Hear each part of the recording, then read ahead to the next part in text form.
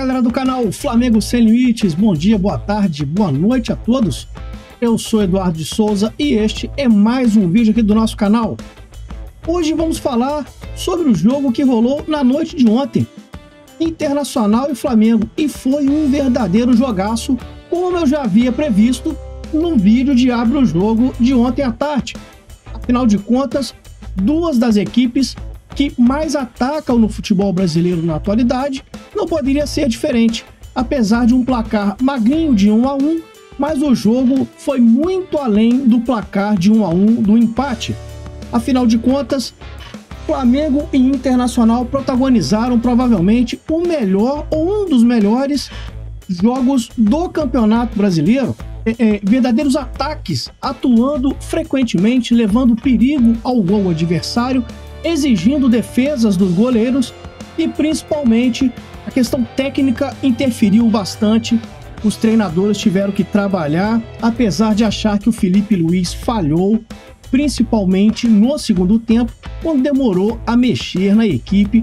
Afinal de contas, o Internacional levava bastante perigo e dessa forma o Flamengo foi se desgastando fisicamente e não houve uma reposição à altura para manter a intensidade física e manter o duelo físico com o time do Internacional.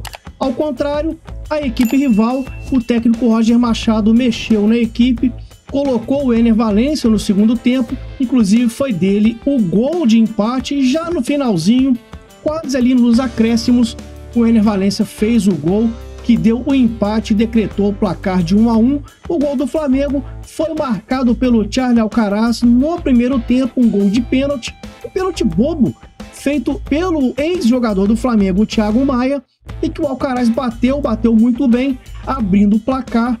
E desta forma, Internacional e Flamengo ficaram no empate de 1-1. Vamos agora para alguns dos números e algumas questões relacionadas ao jogo de ontem. O número de finalizações foram 18 do Internacional contra 12 do Flamengo. No gol foi 5-3 para o Internacional. Chutes da trave foi 1 do Inter contra nenhum do Flamengo. Finalizações para fora, 11 do Inter, 4 do Flamengo.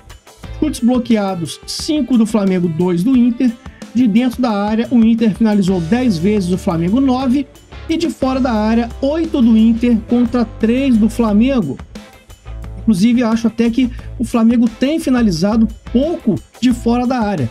Poderia usar mais desse artifício, principalmente ontem, que ele tinha o Alcaraz e o Gerson em campo, que são jogadores que chutam muito bem de fora da área. Dependendo, veja só, o Flamengo desarmou 26 vezes contra 18 do Internacional. O Flamengo interceptou 5 bolas contra 9 do Inter, recuperou 48 bolas contra 44 do Inter e cortou 25 vezes contra 12 do Inter.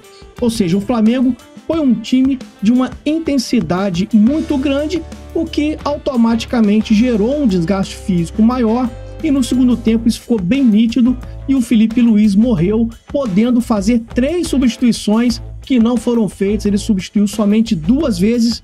Ficaram faltando 3 substituições. Acho que nisso ele pecou, pois o Flamengo tinha grandes chances de sair do Beira-Rio ontem com 3 pontos que colocariam o Flamengo um pouco mais à vontade na tabela de classificação, pensando na manutenção do G4.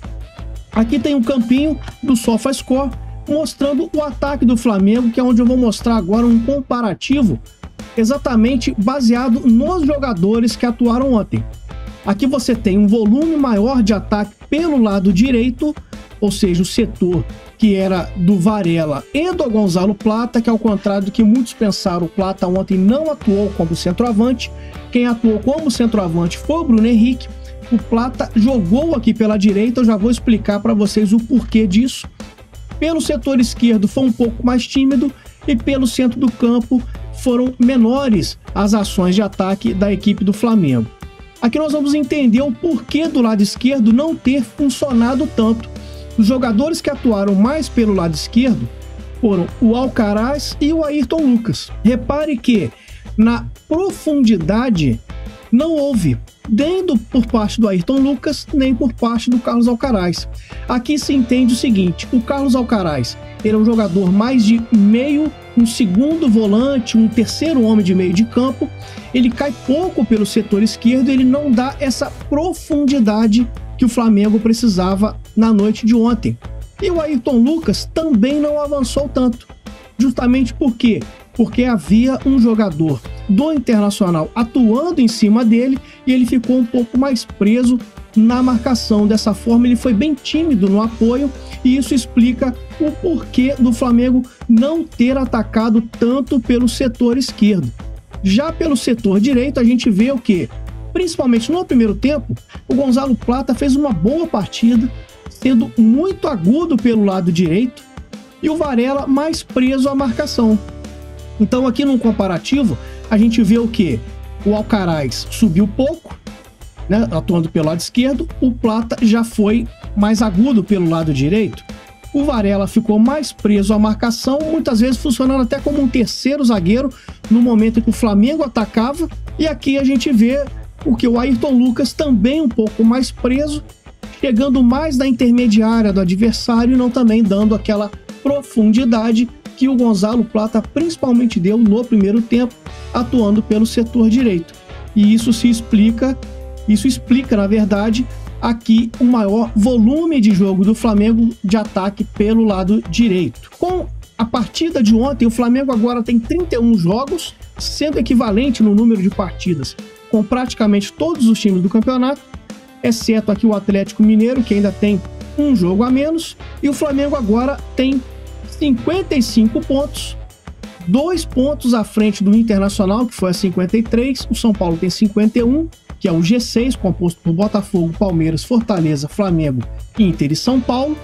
Flamengo ali próximo ainda do Fortaleza, mas distante de Palmeiras e Botafogo, então praticamente a remotíssima chance de título que o Flamengo tinha até o jogo de ontem, ela foi por água abaixo em função desse empate do Flamengo com o Internacional.